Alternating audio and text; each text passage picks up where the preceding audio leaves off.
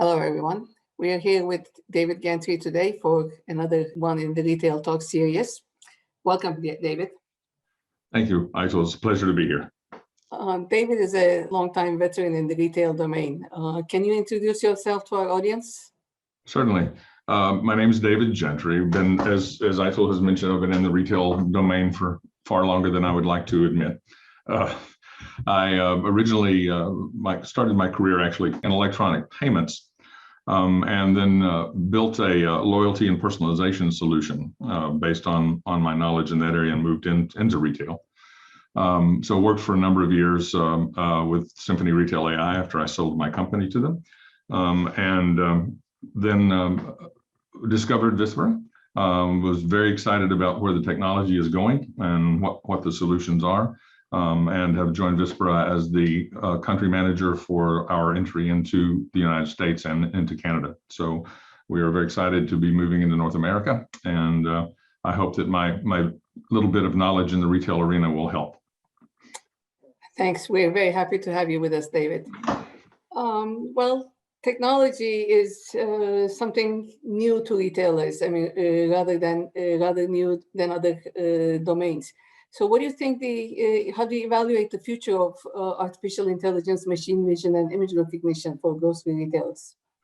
Oh, I think they're going to be absolutely critical. It will, retailers will come along at different paces, as they always have. It takes them a while, but we're seeing so many changes in society and so many changes in technology, particularly around vision and image processing, around artificial intelligence. I think they're going to completely remake the retail landscape, literally from soup to nuts. I mean, from the very beginning of manufacturing to staging, to shipping, to distribution, to last mile, into segmentation, targeting, personalization, the whole shopping experience. Real-time inventory, shelf intelligence, all the progress that has been made over the years relative to sales intelligence, so point of sale data and what has been done there in terms of analytics, and now the artificial intelligence and machine learning is being applied to that. It's going to explode, I think, around image. And we can talk more about that as we go on, but I believe very strongly that the entire shopping experience is going to be remade very significantly, and I think image processing and artificial intelligence are going to play a key role in that. Well, in the last year and a half, we've been across a huge pandemic, and that affected everything, actually. How do you think it affects this change in technology in retail? I think it's going to accelerate it very significantly. As you well know, Aytül, you've been in retail for some time. The retail market tends to move very, very slowly. It's glacial. However, the pandemic has really accelerated a lot of trends that I think were inevitable, but now have come to the fore very, very, very early. For example, the percentage of people shopping online has gone up very significantly, and even while we're certainly not out of the woods relative to the pandemic yet by any stretch with the Delta variant and so on and so forth, even as we looked like we were coming out of the woods, the numbers of online shoppers didn't fall off very significantly. So I think everyone's moved into a more hybrid relationship with shopping, some online, some in store, obviously various methods of delivery, whether it's direct delivery or BOPUS, buy online, pick up at store, or so-called click and collect from the past.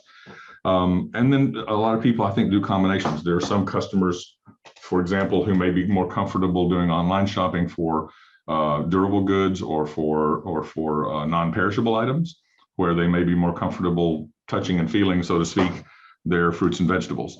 I think over time, we're going to become increasingly ever more online shoppers, but I think there will always be some mix. But I think the pandemic has very radically accelerated that and is going to continue to do so. Well, with all these changes you mentioned, like BOPUS, click and collect, etc., what do you think about the need for real-time inventory accuracy? It's absolutely 100% critical. As we saw, and this is not just in the shopping experience, this is in the supply chain. We've seen all the supply chain problems that occurred as a result of the pandemic, from the shortages in integrated circuits that are slowing down car sales and computer sales and so on and so forth, to the hoarding of toilet paper, which turned that industry upside down in terms of the supply chain with regard to paper goods.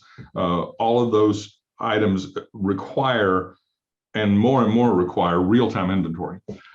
Just to give you a personal example from an anecdotal example from my life that we've noticed, we've run some experiments locally where we do online shopping with quite a large retailer, quite a sophisticated grocery retailer. We will place an order for online. Let's say the order is $300 worth of groceries, a very significant order. About $50 of that, almost 20%, will show as unavailable. Not substitution, but just absolutely unavailable. And here's the trick about real-time inventory. We then mask up, go into the store. Every single item that was shown as not available is on the shelf. Every single one. That retailer would have lost 20% of that sale, much higher than your standard in-store out of stock. You know, the standard in-store out of stock percentages are usually around 8%, 8.5%. This was 20% of the ticket, almost 17% to be more specific. They would have lost. And today I'm a single click away from going to a competitor. It doesn't cost me any effort to switch from grocer one to grocer two. It's 2 mouse clicks. I go to a new website, pick their product, they deliver it to me. So real-time inventory and real-time accurate inventory is absolutely 100% critical to the entire process. And I could go into the supply chain as well. You have the same issues there relative to knowing exactly what's being staged for shipment, knowing exactly what it is and where it is. And really the only way you can do that is with real-time inventory. Well, you gave a very incredible example about out of stock. In fact, statistics show that 1/4 of the customers buy a different brand if they don't want find what they're looking for, and about 1/3 go to a different store. So it's actually a loss of sales opportunity both for the CPGs and for retailers. So what can they do to prevent this out of stock? Well, what is absolutely necessary is true real-time inventory, and that comes not from a system that you do, you read a report a day later or a week later or a month later. You need to know in absolute real time, minute by minute, if possible, exactly what's on the shelf and exactly what's available. And really the only way to do that is through image recognition and visual image processing. That way you actually know what is there, you know your facings, you know what products are available. And if you can do that in real time and have those systems connected to your others, to your online ordering, to your pickers, to whatever system you're using to drive your pickers when they're going and picking orders, then you can stop that loss of opportunity. You as a CPG won't lose out to one of your competitors because your product's not on the shelf. You as a grocer won't lose out to one of your competitors because you have ruined the shopping experience for the customer by not having their favorite product. If you know exactly what's going on, you can stock more efficiently. And frankly, the challenge there is around business process. As we've referenced earlier, retailers in general, grocers in particular, are very, very slow to adopt things. One of the big changes that's coming, I think, is a remaking or a new understanding on the part of FMCG retailers about their business processes. It's not good enough to check inventory once or twice a day. It's not good enough to understand what's on your shelves 1 or 2 or even 3 times a day. So solutions such as manual counting are out of the question. But even other solutions that were coming, like say robotics or drones or solutions of that nature, still aren't good enough because they can interfere with shopping flow, and they typically being offline, that is to say with their analytics in the cloud, typically only allow for maybe 2 or 3 assessments a day. Real-time inventory means real-time inventory. It doesn't mean an hour from now or 3 hours from now or 6 hours from now. It means right now.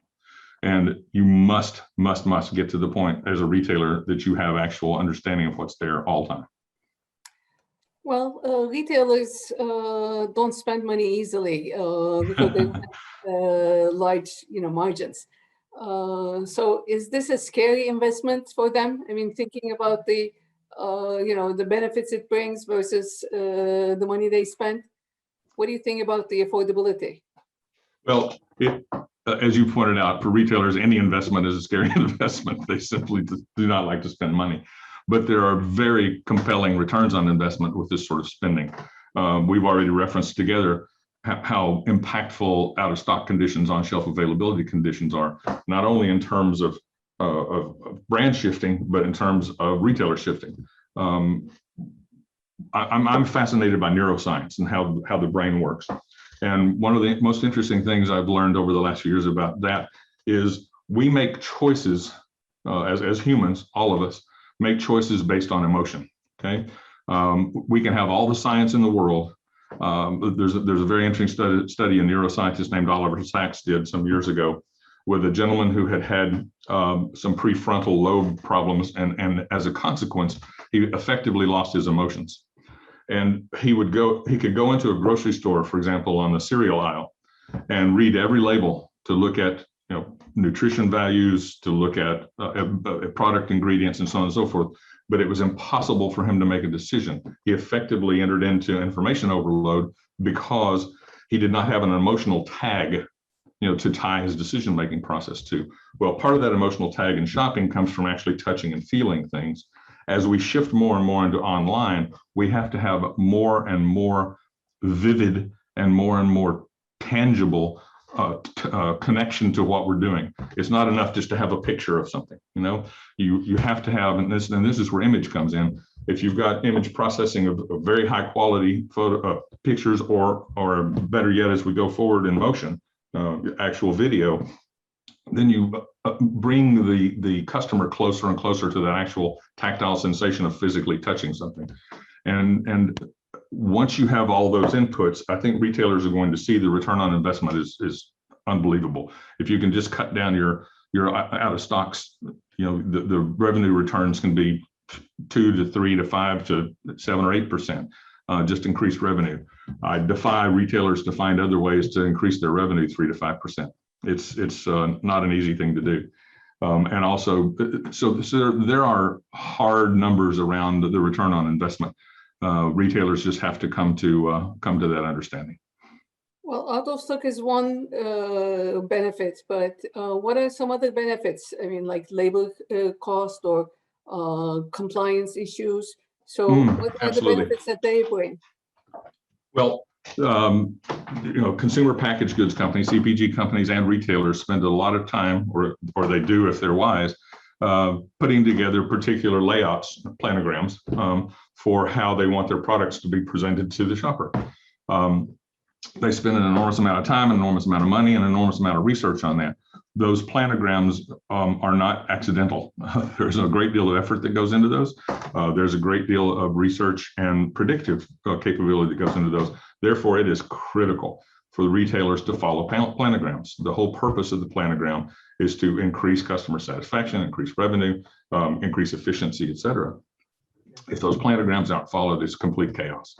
And again, that's where we come back to real-time inventory, back to real-time image processing. The only way to know for sure that something is there, that the planogram is being followed, is to have that immediate assessment of compliance and immediate alerts to the operational staff in the store to fix the problem. That's one area.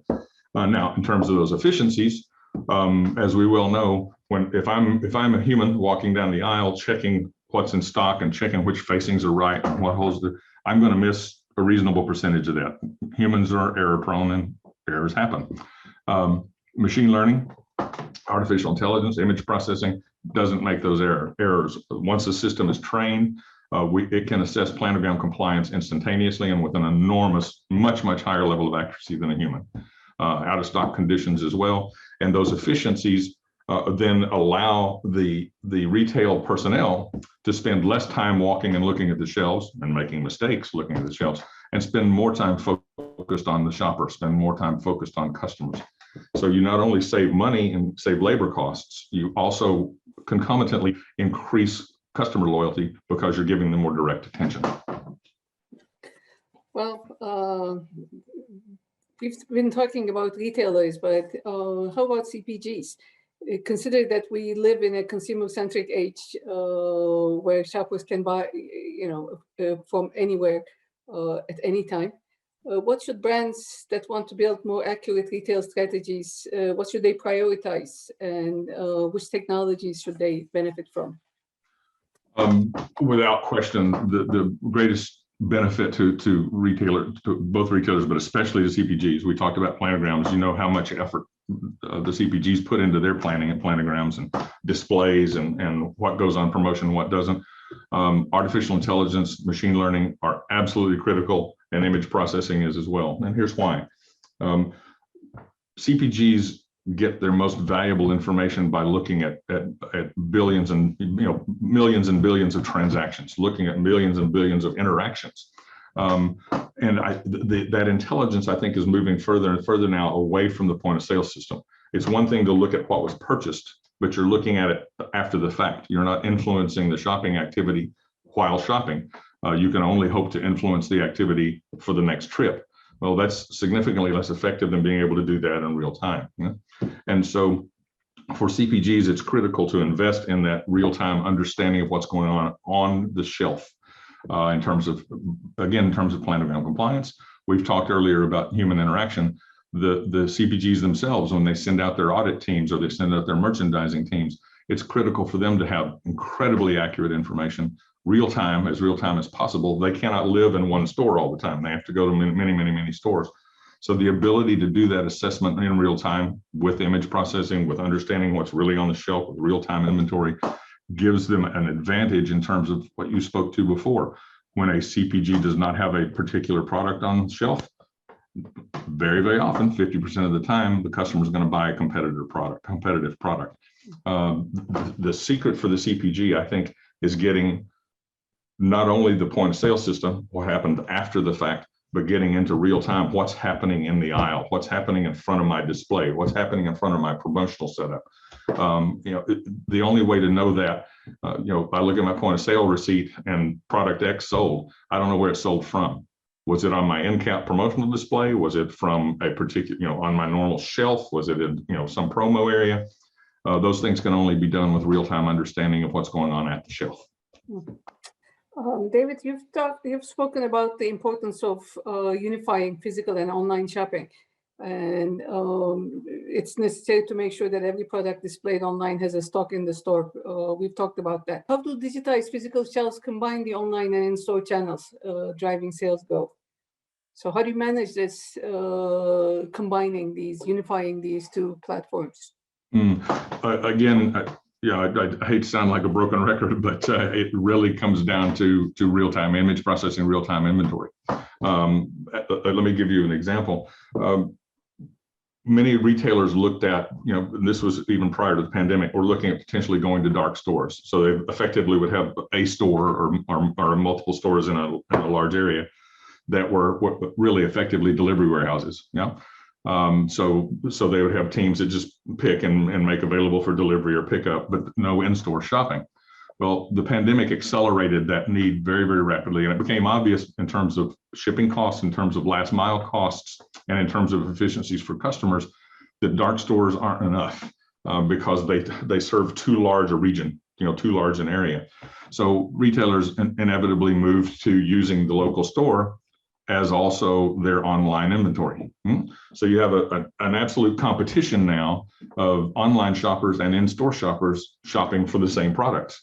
So you're out of stock and on-shelf availability conditions that were, let's say, somewhat critical before, they're meltdown critical now, because you've got many more people going after them, and those systems have to be merged. And the only way to merge those, again, is not through checking your shelf inventory 1 or 2 or 3 or 4 times a day. It needs to be in real time.